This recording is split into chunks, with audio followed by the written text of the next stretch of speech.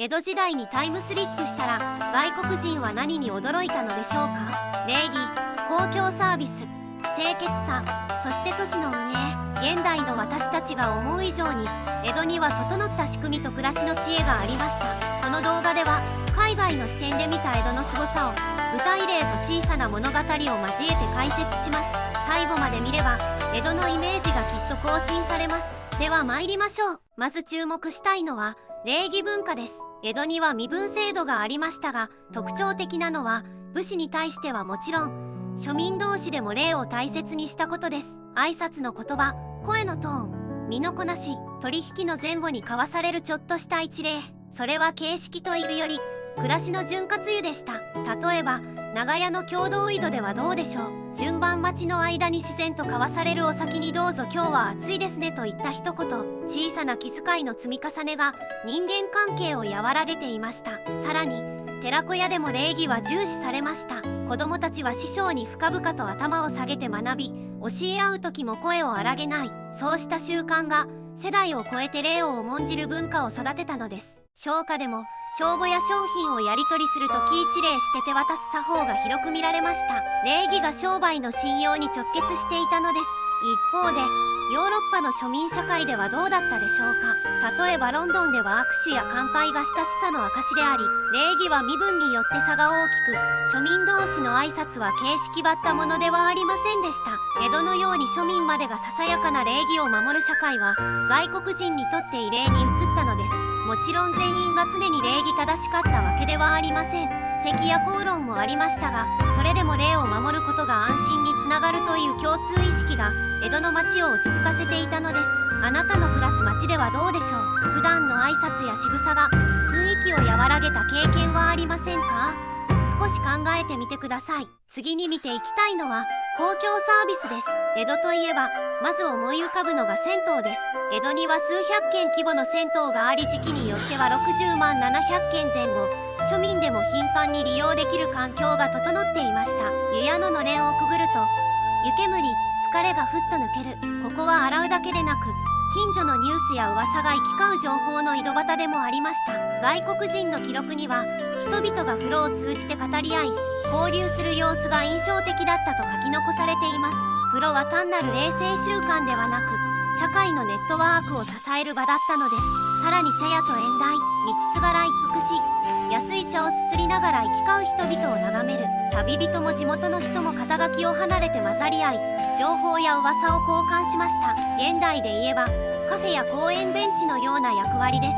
貸本屋や寄席といった娯楽学びの場も庶民の手の届く価格でした。物語に浸り笑い、時には教訓に学ぶ、文化にアクセスするコストが低い社会は人々に余裕を与えました。例えば貸本屋はわずかな銭で流行小説を借りられました。南宋里見八犬伝や奇拍子などが人気で庶民も最新の物語に触れることができました。さらに橋や道路の補修は幕府や町年寄りの指導に加え商人の寄進や町内の負担金で支えられる例も多く、公共の安全が保たれていました。当時のロンドンやパリでは公衆浴場が衰退していた時期も多く、庶民が日常的に風呂に入る習慣は一般的ではありませんでした。江戸の庶民が清潔な暮らしを維持していたことは彼らにとって想像を超えるものでした。さて、さらに驚かれるのが清潔さと循環の知恵です。江戸はおよそ100万人前後と推定され、当時としては世界でも最大級の都市の一つでした。それにもかかわらず比較的ゴミが少なかったのです。理由は捨てるより回す発想が根付いていたからです。紙くずや灰を買い集める行商、古着を仕立て直す職人、壊れた鍋を直すいかけ屋、資源は町の中を何度も巡回しました。家庭ゴミも町内で集め肥料や資材として再利用。路地を履くという日常は単なる掃除ではなく共同体が機能している証でした。例えば菜種油の搾りかすを肥料として再利用する仕組みまで存在したのです。現代のリサイクル思想に驚くほど近い考え方がすでに庶民の生活に浸透していました。金属や陶器も修繕され簡単には捨てられませんでした。壊れた茶碗は金継ぎなどで美しく直され修繕文化が価値観にも影響を与えました。さらに有名なのは下肥の売買です。農家が町へ入り肥桶を回収して田畑に運ぶ、都市と農村をつなぐリサイクルシステムがました。排泄物さえ資源として生かす発想は外国人にとって衝撃的だったのです。旅行者の記録には街の整然さや清潔さに驚く記述が複数見られます。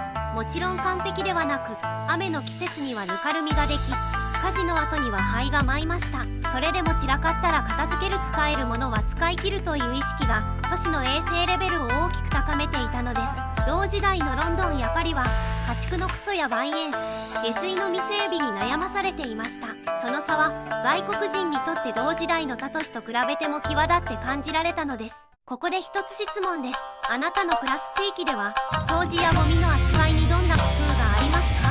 江戸の仕組みと比べてみると面白い発見があるかもしれません。ぜひコメント欄で教えてください。最後に触れておきたいのが都市運営と経済です。江戸は当時の世界でも屈指の商業都市へと成長しました。それを支えたのが時間と安全、物流と情報の仕組みでした。時の鐘が鳴り、人々は生活のリズムを合わせます。馬の刻取りの刻といった時間の合図は庶民の一日の区切りでした。火消しの制度も重要でした。木造の町は人となり合わせ、だからこそいざという時に迅速に動ける仕組みがありました。まといが上がり、掛け声が響く、その姿は町の誇りでもあったのです。経済の心臓は市場と物流。日本橋の市場には各地の物産が集まり、川や運河、街道を通じて人と物が行き交いました。両替商や町愛の慣習が整い、商いが滞りなく流れるよう工夫されていたのです。市場の朝は活気に満ちていました。威勢のいい掛け声、魚の匂い、野菜を並べる音。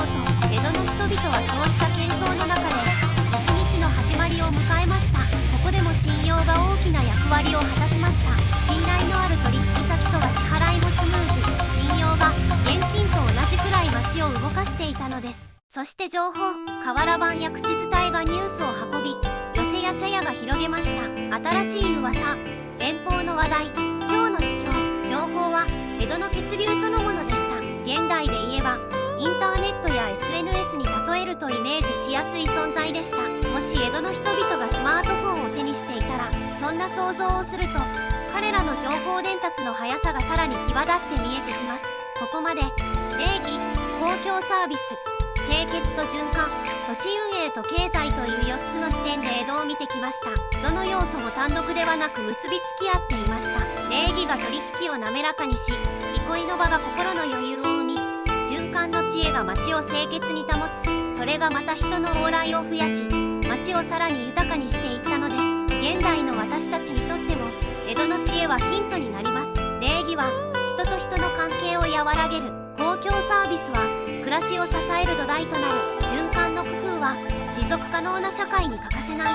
そして都市運営は信頼と情報の流れで成り立つ。もし江戸の知恵を現代に持ち込むとしたら、ゴミ問題、地域コミュニティの衰退、情報過多に悩む私たちの社会に意外な解決策を与えてくれるかもしれません。ではあなたはどこに一番驚きましたか？朝の路地を吐く音でしょうか？誰にでも開かれた茶屋の縁台でしょうか？それとも見知らぬ者にも通うあのさりげない一例でしょうか？ぜひコメントで教えてください。あなたの地元の似た習慣や海外で体験した街の知恵もシェアしていただけると嬉しいです。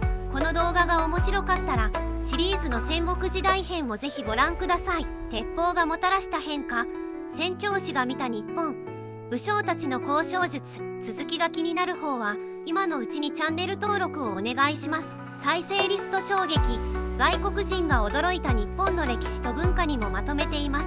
次の旅先でまたお会いしましょう。